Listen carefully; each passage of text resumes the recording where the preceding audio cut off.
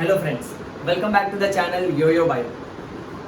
Topic organisms and population. Myself Dr. Vaibhav Awasthi. Subtopic population attributes. Let's begin with the definition population. Group of organisms belonging to same species, occupying same area and capable of interbreeding is called as population. I repeat, group of organisms belonging to same species, same area and capable of interbreeding are called population. Now, when we say interbreed, that means a sexual reproduction.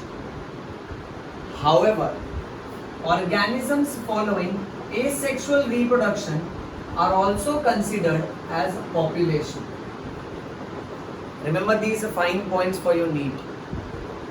Next, certain population example given in NCERT textbook.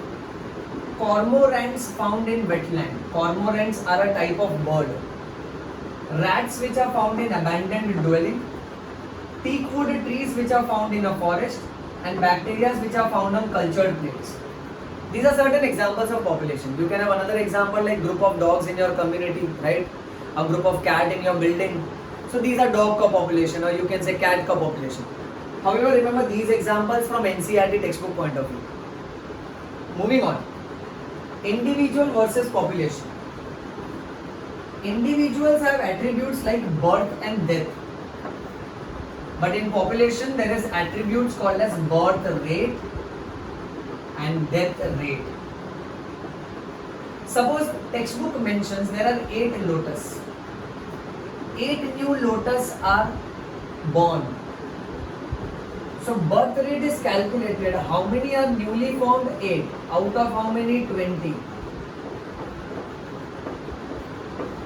To cancel this, final answer 0.4.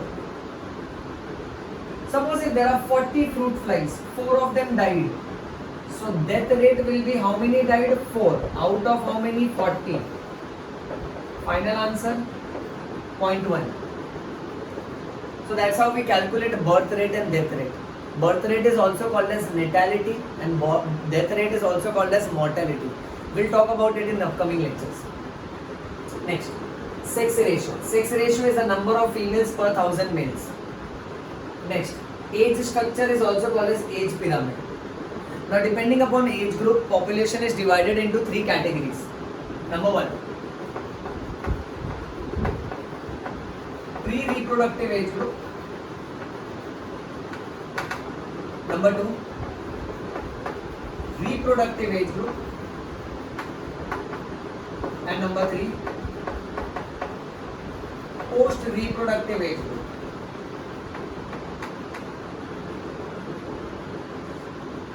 Pre means before. Post means after. So if you have a population where pre-reproductive age group is more, post-reproductive age group is very less, such type of population is called as expanding. Because what does this mean? When there are more number of individuals in pre-reproductive age group, that means more individuals are born and less individuals are dying. So as a result of this, the population of this country will keep on increasing. This is called as expanding population. You see this triangle pointing upwards? That's increasing, expanding population. Check this. Declining population. Here in this particular population, you notice this triangle. Here I have written pre-reproductive age group. Then comes reproductive and then post-reproductive. So here there are lot many individuals in post-reproductive category. Less individuals in pre-reproductive category.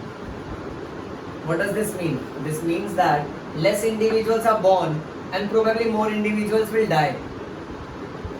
So this is called as declining population. You see the tip of the triangle pointing downwards? That is declining. So this country, the population will keep on decreasing with coming time. And if you find all 3 of them in balanced condition, then you call it as a stable population. NCERT textbook has a slightly different diagram. You must open your textbook, you must see those diagrams. However, the concept remains the same. This is from easy point of view. Moving on. Next, Population size is also referred to as density. Density is represented with capital letter N. Do not forget. In this chapter, capital letter N refers to density.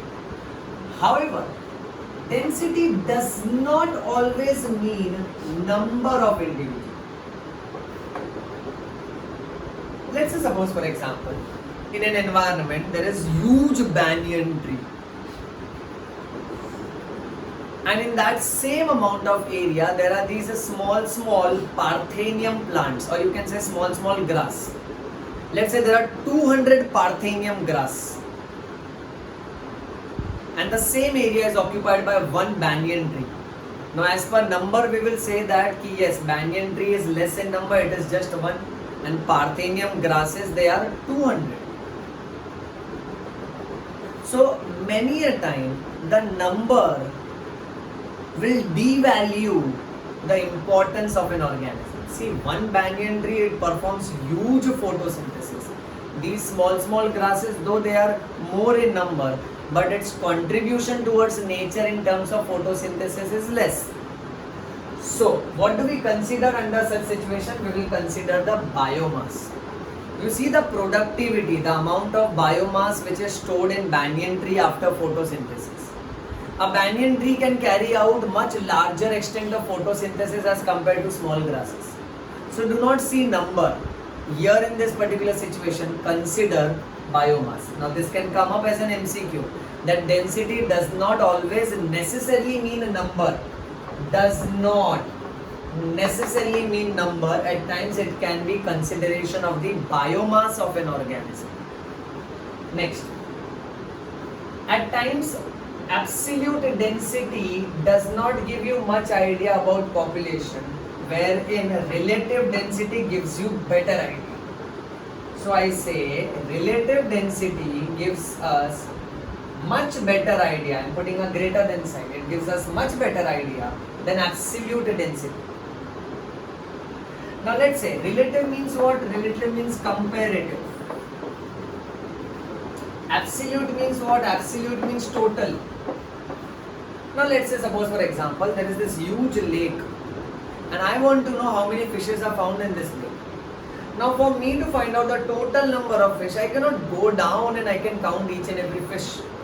Rather, okay, while fishing, if I catch certain number of fishes, I'll count them, and depending upon the same proportion and frequency, I'll get an estimate idea of the total number of fishes found in that area. So on comparative basis, I can get better idea. That is what is done. Tiger census. Census means counting. Now the counting of tiger in any national park or tiger reserves is done with the help of two important factors. Number one, they consider pug marks and fecal pellets. Pug marks means the impression of the foot of these baby tigers. And fecal pellets, that is their stools which are left after. So depending upon the pug marks, that is the impression of the feet, and depending upon the fecal pellets, they get rough estimate of the total number of tiger which is found in a particular national park or tiger resources. Well, that's all about population attributes for today. I hope you have understood this important points. If you wish to revise, review this video again and again, recommend it to your friends, like, comment, share this video, hit onto the bell icon and subscribe. Subscribe. Read bio, bleed bio, yo-yo bio. Thank you.